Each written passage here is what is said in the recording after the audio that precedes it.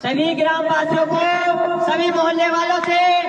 मेरा विनम्र निवेदन है, भैया जागकर सोते रहना, क्योंकि संभल में ड्रोन से चोरी की यह हैरान कर देने वाली घटनाएं अब आम चर्चा का विषय बन चुकी हैं और यह सब कुछ एक संगठित तरीके से हो रहा है जो एक नई तकनीकी चुनौती बनकर सामने आया है। यह अपराध किसी आम चोर द्वारा नहीं बल्कि हाईटेक गैजेट्स और आधुनिक तकनीक का इस्तेमाल करने वाले अपराधियों द्वारा अंजाम दिया जा रहा है, जो न सिर्फ पुलिस की नींद उड़ा रहे हैं बल्कि पूरे शहर में दहशत का माहौल बना चुके हैं। संभल के निवासी अब रात को चैन की नींद नहीं सो पा रहे हैं क्योंकि उन्हें डर है कि कहीं कोई ड्रोन उनके घर की छत पर न मंडराने लगे और कीमती सामान को उड़ा कर ले जाए। यह घटनाएं सिर्फ चंद रातों की नहीं है बल्कि पिछले कुछ महीनों से संभल में यह सिलसिला धीरे धीरे बढ़ता गया है, जहां छतों से मोबाइल फोन, सोने के गहने, नगद पैसे और यहां तक कि इलेक्ट्रॉनिक सामान तक गायब होने लगे हैं। और जब इन घटनाओं की तहकीकात की गई तो पाया गया कि इन सभी में एक चीज कॉमन थी। छतों के ऊपर उड़ता हुआ ड्रोन जो पूरी तरह साइलेंट मोड में रहता था और किसी को भनक तक नहीं लगती थी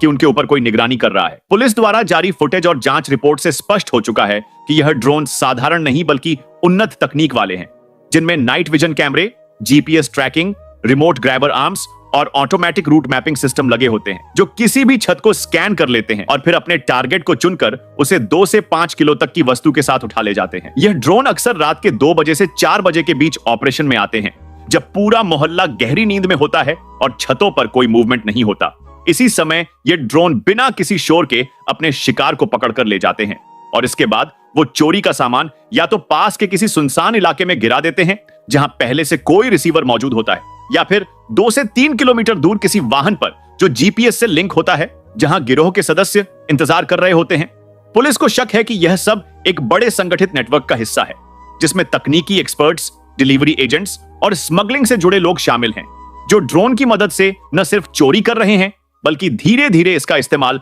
ड्रग्स, हथियार और अन्य अवैध सामग्री की डिलीवरी में भी करने की योजना बना चुके हैं। संभल पुलिस ने इस मामले में अब तक कई ड्रोन जब्त किए हैं और कुछ संदिग्धों को हिरासत में लिया है,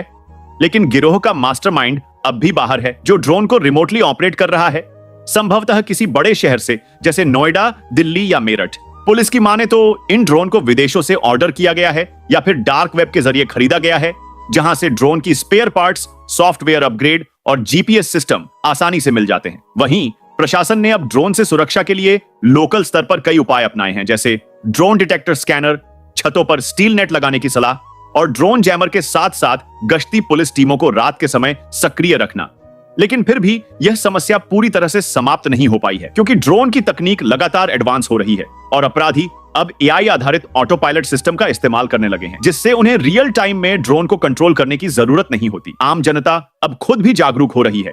कई लोगों ने अपनी छतों पर अल्ट्रासोनिक अलार्म और थर्मल मोशन सेंसर लगाना शुरू कर दिया है, ताकि जैसे ही कोई अनजान वस्तु या हलचल हो, तुरंत अलार्म बजे और लोग सतर्क हो सकें। इस बीच सोशल मीडिया पर भी यह मुद्दा तेजी से वायरल हो रहा है।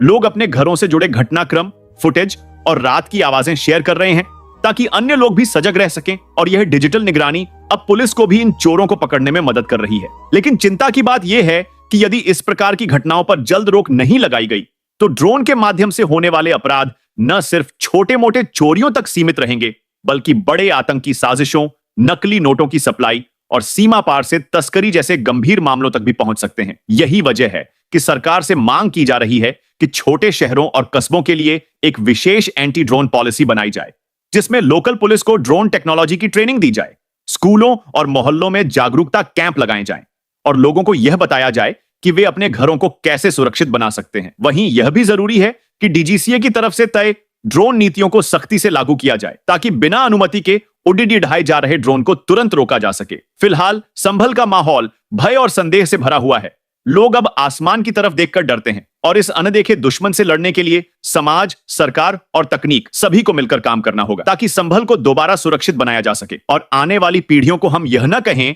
कि एक बार यहां आसमान से चोरी होती थी और हम कुछ नहीं कर पाए।